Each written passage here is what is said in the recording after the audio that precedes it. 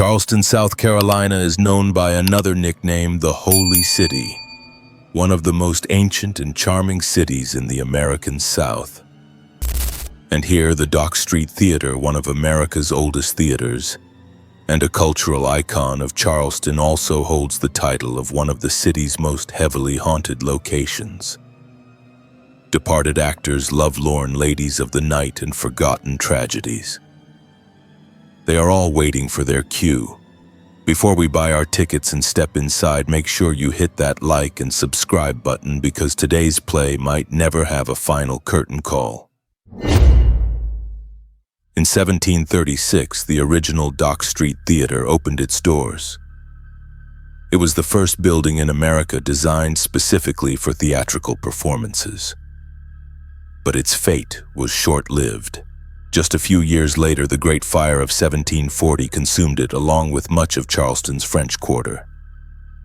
The ashes of the theater lay there for decades until 1809. On the old foundation of the theater, a new building rose, the Planters Hotel. This is where the story truly begins. The Planters Hotel wasn't an ordinary resort. It was a luxury destination for wealthy planters from the Midlands of South Carolina.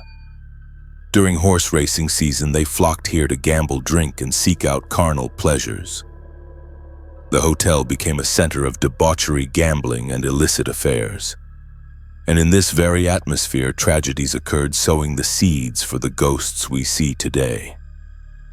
After the Civil War, the hotel fell into disrepair.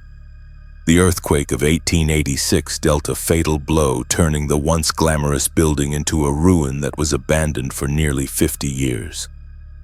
It wasn't until the 1930s, during the Great Depression, that the WPA project decided to restore the building.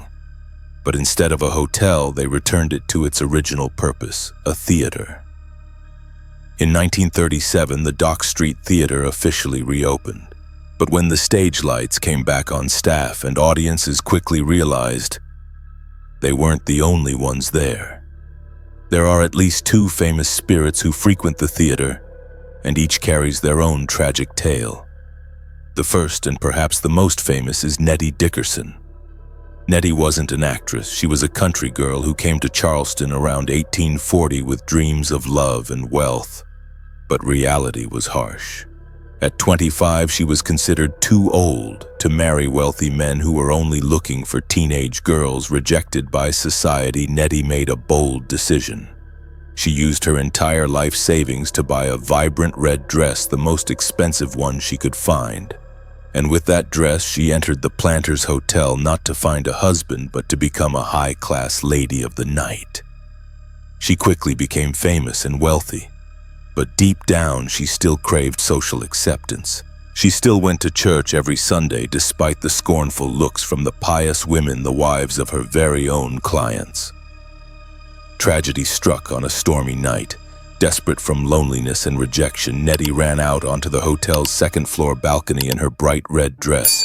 She stood there screaming into the storm, cursing the hypocritical society of Charleston. A priest, the only person who had ever cared for her, ran into the street to plead with her. But Nettie shouted down, "You can't save me!" And right at that moment, a bolt of lightning tore through the sky, striking Nettie. She perished instantly.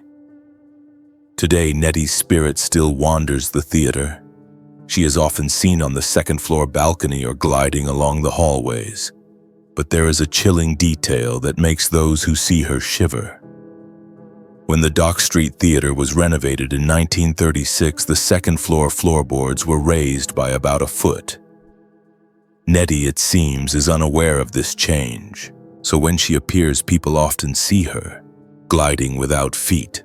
Her feet are buried in the new floor, as if she is walking on her knees or wading through an invisible river of time. Her face, once beautiful, is now often described as zombie-like, disfigured by the lightning strike, but she still wears that vibrant red dress, forever seeking the attention she craved in life. The second spirit is a much more famous figure, Junius Brutus Booth. He was one of the greatest actors of the 19th century and the father of two famous sons. Actor Edwin Booth and assassin John Wilkes Booth, who killed President Lincoln. Junius Brutus Booth was a genius on stage, but also a deeply troubled man, an alcoholic with a volatile temper. He frequently stayed at the Planters Hotel while on tour. Rumor has it that in a drunken rage he once attacked and nearly killed the hotel manager. Although he passed away on a steamboat and not at the hotel, it seems his spirit chose this place, as his eternal stage staff and actors at Dock Street frequently report seeing a man in a frock coat and top hat standing in the shadows backstage or watching from the balcony. He is often seen observing rehearsals with a stern, critical expression. Sometimes actors on stage feel a cold breath on the back of their necks or the sensation of someone touching their shoulder, as if Junius is trying to correct their acting from the other side. I have a feeling that the greater the artist, the more inclined they are to become a ghost somewhere, unable to leave their art even after passing. What do you think? Let me know in the comments. Beyond these two famous spirits, Dock Street Theater is filled with other strange phenomena. Audiences sitting in the balcony often feel sudden temperature drops or smell the strong scent of bourbon and tobacco even though no one is smoking. Perhaps these are the remnants of the debauched parties from the Planters Hotel era. In the prop room, objects frequently move on their own. Stage lights turn on and off, and sometimes applause is heard coming from an empty auditorium. One story tells of an employee who saw a well-dressed man sitting in the front row. Thinking it was a stray guest, he approached to ask him to leave, but when he got there, the seat was empty. The Dock Street Theater is still active today. It is the home of the Charleston Stage Company, and every year a series of plays are performed. Audiences come here to enjoy the art, but many of them leave with a story to tell. If you ever visit Charleston, buy a ticket to a play at Dock Street. But when you sit in the darkened auditorium, try looking up at the second-floor balcony. You might just see the hem of a red dress gliding by. Or if you feel a chill down your spine, don't turn around too quickly. Junius Brutus Booth might be standing right behind you, judging your performance. Thank you for listening to the story of the Dock Street Theater. What do you think about Nettie and Junius? Share your thoughts in the comments section. Don't forget to like, subscribe, and hit the notification bell. I will see you in the next house story.